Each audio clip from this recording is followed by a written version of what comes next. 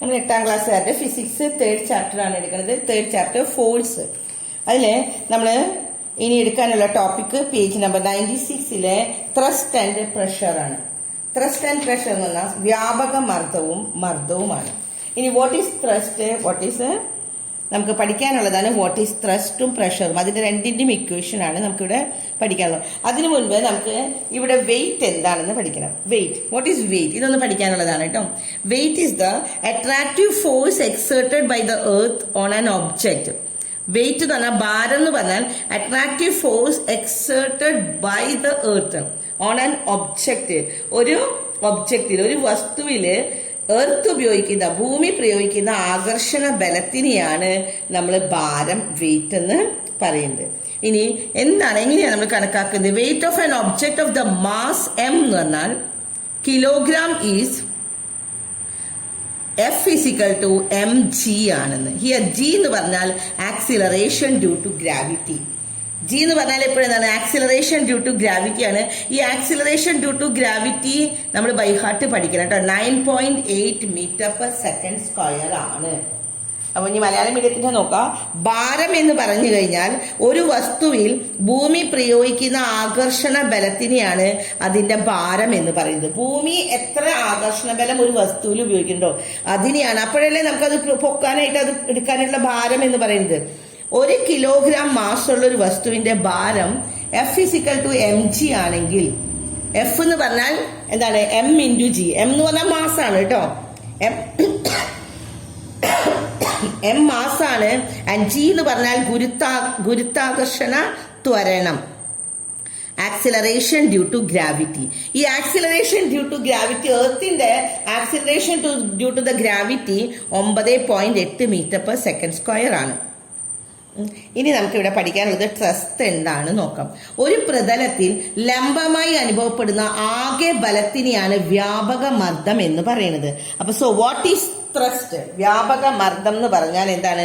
Total normal force experienced by a surface is thrust.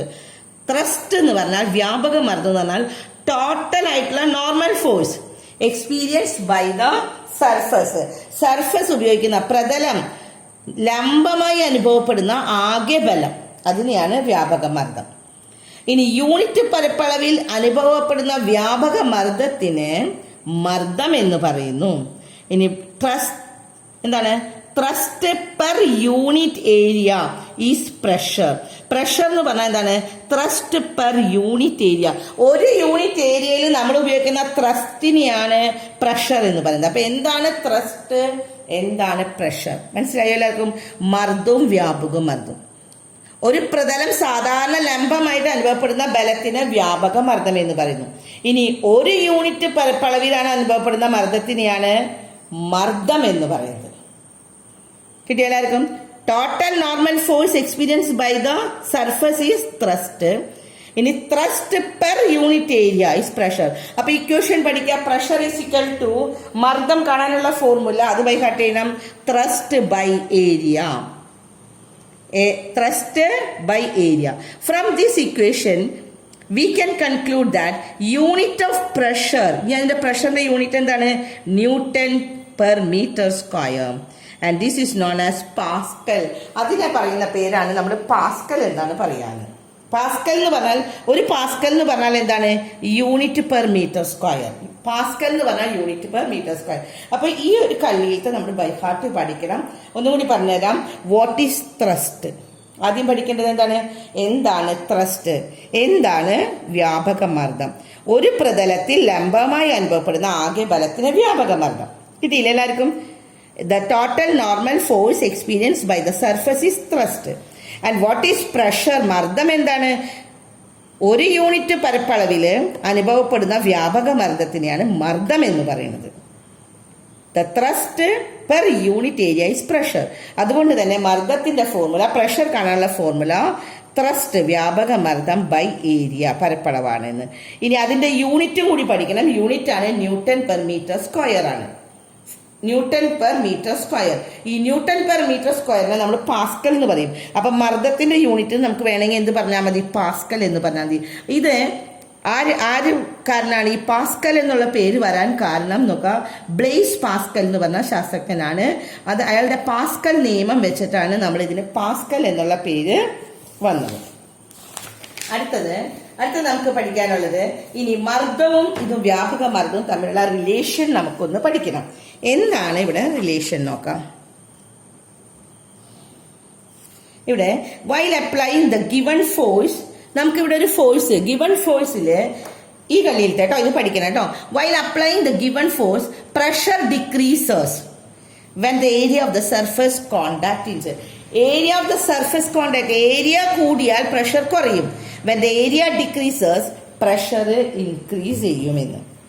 കിട്ടിയോ? എന്താന്ന് നോക്കുക. ഒരു നിശ്ചിത ബലം പ്രയോഗിക്കുമ്പോൾ സമ്പർക്കത്തിൽ വരുന്ന പ്രതലത്തിന്റെ പരപ്പളവ് കൂടിയാൽ മർദ്ദം കുറയും. പരപ്പളവ് കുറയുമ്പോൾ മർദ്ദം കൂടുന്നു. അതിനാണ് നമ്മളൊരു എക്സാമ്പിൾ പറയുന്നത് ആണി. കുറച്ച് ആണികൾ നേരത്തെ നമ്മൾ ഈ ഇതിലൊക്കെ കണ്ടിട്ടില്ലേ, സർക്കസുകാരൊക്കെ കുറെ ആണികൾ, ആ ആണിക്കിടക്ക ആണികൾ ഇങ്ങനെ തറച്ച് വെച്ചിട്ട് കിടക്ക പോലെ ഉണ്ടാക്കിയേക്കാണ്. എന്നിട്ട് അതിന് ഒരാൾ കയറി കിടക്കുക. നമ്മൾ വിചാരിക്കും ആ ആണി ഇങ്ങനെ ഇത്രയും ഷാർപ്പായിട്ടുള്ള ആണി കുത്തിക്കൊള്ളില്ലേന്ന്. അതിലെന്തുകൊണ്ടാണ് എടുക്കാൻ പറ്റണത്?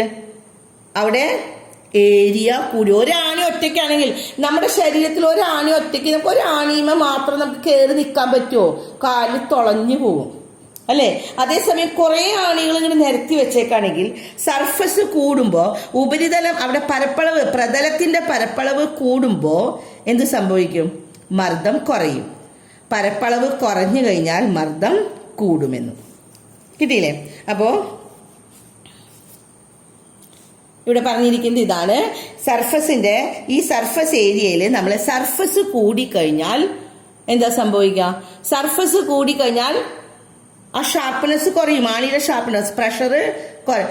While applying the given force pressure decrease ചെയ്യും when the area of the surface contact increase ചെയ്ത് കഴിഞ്ഞാൽ. മനസ്സിലായോ? And when the area decrease ചെയ്താൽ, സ്ഥലം കുറഞ്ഞു കഴിഞ്ഞാൽ, ഏരിയ കുറഞ്ഞു കഴിഞ്ഞാൽ പ്രഷർ ഇൻക്രീസ് ചെയ്യും. അതിനാണ് എക്സാമ്പിൾ പറയുന്നത്. You might have understood what it means in able to lie on the bed of a nail. Nail ഒരു നെയിലേ ഉള്ളൂവെങ്കിൽ നമുക്ക് നിൽക്കാൻ പറ്റില്ല. പക്ഷെ ബെഡ് ഓഫ് നെയിൽസ് വന്നാൽ നമുക്ക് എന്താണ്? ബെഡ് ഉണ്ടാക്കിയിട്ടാണെങ്കിൽ നമുക്ക് അതുമ്മ കയറി നിൽക്കാനായിട്ടോ കയറി കെടുക്കാനോ നമുക്ക് പറ്റും. ഇനി കുറച്ച് ഇവിടെ കാരണങ്ങൾ പറഞ്ഞിട്ടുണ്ട്, ഇതൊന്ന് പഠിക്കണം. Given below are the certain situation in which variation of the pressure is brought about by increasing or decreasing the surface area. Surface area കൂട്ടിയും കുറച്ചും നമുക്ക് ചെയ്യുന്ന കാര്യങ്ങളാണ്. പ്രതലത്തിന്റെ പരപ്പളവ് കൂട്ടിയോ കുറച്ചോ മർദ്ദത്തിന്റെ വ്യത്യാസം വരുന്ന സന്ദർഭങ്ങളാണ്. കൂട്ടുമ്പോഴും കുറയ്ക്കുമ്പോഴും മർദ്ദത്തിന് വ്യത്യാസം വരുന്നത്. ഇത് എങ്ങനെയാ പ്രയോജനപ്പെടുന്നതെന്നൊക്കെ. കത്തിയുടെ വാഴ്ത്തല കനം കുറച്ച് നിർമ്മിക്കുന്നു. First one, construction of A knife. ഒരു കത്തി ഉണ്ടാക്കുമ്പോൾ അതിന്റെ എഡ്ജ, വായര വശം, വായ്ത്തല എന്ന് പറഞ്ഞാൽ നമ്മുടെ മുറിക്കുന്ന വശയില് അത് ഷാർപ്പാക്കും. എന്തിനാണ്? സർഫസ് ഏരിയ കുറയുമ്പോ പ്രഷർ കൂടും അല്ലേ? രണ്ടാമത്തത്, constructing the building with wider basement. കെട്ടിടങ്ങളുടെ അടിത്തറ നല്ല വീതിയിടാം. മുകളിലേക്ക് ഇങ്ങോട്ട് പോകുമ്പോൾ വീതി കുറഞ്ഞു കുറഞ്ഞ് പോകുന്നത്. പിന്നത്തെയാണ് എന്താണ് ഇവിടെ, connecting the wheel of the ടാങ്കുകളുടെ and other such vehicle using the wide chain.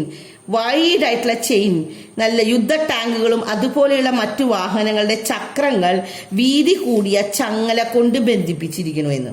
പിന്നെ making A sewing needle with a sharp tip. നമ്മൾ തുന്നുന്ന സൂചി, അതിന്റെ ടിപ്പ് എന്തായിരിക്കും? ഭയങ്കര ഷാർപ്പ്. അപ്പൊ അത് കുത്തുമ്പോൾ നമുക്ക് നല്ല വേദന. അതുപോലെ തന്നെയാണ് ആണിയുടെ ടിപ്പ് ഭയങ്കര കൂർത്തു വെക്കുന്നത് അല്ലെ? എന്തിനു വേണ്ടിയിട്ടാണ്? is the pressure exerted by the solid object alone ആണ്. നമുക്കിവിടെ ഇതൊക്കെ ഒറ്റയ്ക്ക് വെച്ചാൽ, ഇവിടെ ഇതൊന്നും പഠിക്കേണ്ട ആവശ്യമില്ല, നിങ്ങൾ ഇത് പഠിക്കുക. പിന്നെ ഒന്നോ രണ്ടോ എക്സാമ്പിൾസ് പഠിക്കുക കേട്ടോ. കത്തിയുടെ constructing a knife with sharp edge, കത്തിയുടെ അറ്റ മൂർച്ച കൂട്ടാനായിട്ട് ഷാർപ്പ്. പിന്നെ കൺസ്ട്രക്ടിങ് ദ ബിൽഡിങ്ങിനൊക്കെ വൈഡർ ബേസ്മെന്റ്. പിന്നെ തുന്നണ സൂചിയുടെ, അത്രയൊക്കെ പഠിച്ചാൽ മതി. 2 അല്ലെങ്കിൽ 3 പഠിച്ചാൽ മതി. അടുത്ത ടോപ്പിക്കാണ് ലിക്വിഡ് പ്രഷർ. ലിക്വിഡ് പ്രഷർ എന്ന് പറഞ്ഞാൽ ദ്രാവക മർദ്ദം. എങ്ങനെയാണ് ദ്രാവക മർദ്ദത്തിനെ കുറിച്ച് നമുക്ക് ഇനി പറയുന്നത്? അവിടെ നമുക്ക് അതിന്റെ ഡെഫിനിഷൻ ആണ് നമുക്ക് പഠിക്കാനുള്ളത്. ഇവിടെ ആ കളിയിൽ ശരിക്കും തന്നിട്ടുണ്ട്. The pressure exerted by a liquid column increases with the increase of the height. ദ്രാവക യുഗത്തിന്റെ ഉയരം കൂടുന്നതനുസരിച്ചിട്ട് അത് പ്രയോഗിക്കുന്ന മർദ്ദവും കൂടുന്നു. ഒരു ദ്രാവക യുഗത്തിന്റെ ഉയരം കൂടിയാൽ അത് പ്രയോഗിക്കുന്ന മർദ്ദം കൂടുമെന്ന്. The pressure exerted by the liquid column increases with the increasing of the height. അപ്പോൾ ഉയരം കൂടിയാൽ മർദ്ദം കൂടും. The thrust acting per unit area by a liquid is liquid pressure. ഒരു ലിക്വിഡ് ഒരു യൂണിറ്റ് ഏരിയയിൽ നമ്മൾ ആ ലിക്വിഡിൽ ഉപയോഗിക്കുന്ന ത്രസ്റ്റിനെയാണ് ലിക്വിഡ് പ്രഷർ എന്ന് പറയുന്നത്. Liquid exerted force on all sides of the container in which they are taken. ഏത് പാത്രത്തിലാണോ ആ പാത്രത്തിന്റെ എല്ലാ വശത്തേക്കും എന്ത് സംഭവിക്കും? ദ്രാവകം അത് സ്ഥിതി ചെയ്യുന്ന പാത്രത്തിന്റെ എല്ലാ വശത്തേക്കും ബലം പ്രയോഗിക്കുന്നുണ്ട്. അപ്പൊ 3 കാര്യങ്ങളാണ് നമ്മുടെ ലിക്വിഡ് പ്രഷറിൽ നമുക്ക് പഠിക്കാനുള്ളത്. ദ്രാവക യുഗത്തിന്റെ ഉയരം കൂടുന്നതനുസരിച്ചിട്ട് അതിൽ പ്രയോഗിക്കുന്ന മർദ്ദവും കൂടുന്നു. പിന്നെ ഒരു ദ്രാവക യൂണിറ്റ് പരപ്പളവിൽ പ്രയോഗിക്കുന്ന വ്യാപക മർദ്ദത്തിനെയാണ് ദ്രാവക മർദ്ദം എന്ന് പറയുന്നത്. ത്രസ്റ്റ് ആക്ടിങ് പെർ യൂണിറ്റ്, ഒരു യൂണിറ്റ് ഏരിയയിൽ കേട്ടോ, ഒരു യൂണിറ്റ് ഏരിയയിൽ ഉപയോഗിക്കുന്ന thrust by a liquid is called liquid pressure. പിന്നെ 3ാമത്തെ പഠിക്കാനുള്ളത് ദ്രാവകങ്ങൾ അത് സ്ഥിതി ചെയ്യുന്ന പാത്രത്തിന്റെ എല്ലാ വശങ്ങളിലേക്കും ബലം പ്രയോഗിക്കുന്നു.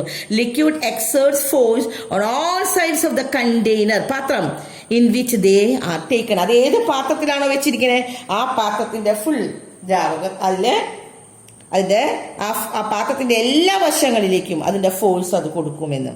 ഇനി ഇവിടെ ഇത് പഠിക്കാനുള്ളത് ദ്രാവക യുഗത്തിന്റെ ഉയരം. നമ്മളിവിടെ പറഞ്ഞു ഈ ദ്രാവക യുഗം കൂടിക്കഴിഞ്ഞാൽ മർദ്ദം കൂടും അല്ലെ, അതിന്റെ ഉയരം കൂടിക്കഴിഞ്ഞാൽ. അപ്പൊ ദ്രാവക യുഗത്തിന്റെ ഉയരത്തിന് നമ്മൾ എച്ച് കൊടുക്കുകയാണ്, ദ്രാവകത്തിന്റെ സാന്ദ്രതയ്ക്ക് ഡി കൊടുക്കുകയാണെങ്കിൽ ഡി ഗുരുത്വാകർഷണം, സാന്ദ്രത ഡി, ഗുരുത്വാകർഷണം മൂലമുള്ള ത്വരണത്തിന് ജി, നേരത്തെ നമ്മൾ പറഞ്ഞത് ജി എത്രയാണെന്ന് പറഞ്ഞത് അല്ലെ, ആയാൽ ദ്രാവക മർദ്ദം P is equal to H into D into G.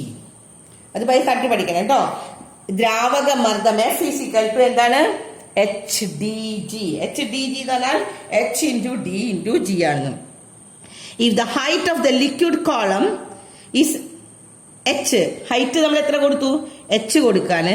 Density of the liquid D, അതിന്റെ ഡെൻസിറ്റിക്ക് സാന്ദ്രത, ആ ദ്രാവകത്തിന്റെ സാന്ദ്രതയ്ക്ക് ഡെൻസിറ്റിക്ക് ഡി കൊടുക്കാണ്. And the acceleration due to ഗ്രാവിറ്റിക്ക് നമ്മൾ ജി കൊടുക്കുകയാണെങ്കിൽ ദെൻ ദ ലിക്വിഡ് പ്രഷർ എന്ന് പറഞ്ഞാൽ എച്ച് ഡി ജി ആണ്. അപ്പോ ലിക്വിഡ് പ്രഷർ എന്താണ് നമ്മൾ പഠിച്ചു. കിട്ടിയില്ലേ? എന്താണ് ലിക്വിഡ് പ്രഷർ? ആ ലിക്വിഡ് പ്രഷർ കാണാനുള്ള ഫോർമുലയും നമ്മൾ പഠിച്ചു കഴിഞ്ഞു. അടുത്ത ടോപ്പിക്കാണ് അറ്റ്മോസ്ഫറിക് പ്രഷർ, അന്തരീക്ഷ മർദ്ദം എന്താണെന്ന്. ഇനി അന്തരീക്ഷ മർദ്ദത്തിനും നമുക്കവിടെ ഡെഫിനിഷൻ ശരിക്കും തരുന്നുണ്ട്. എന്താണ് അന്തരീക്ഷ മർദ്ദം എന്ന്?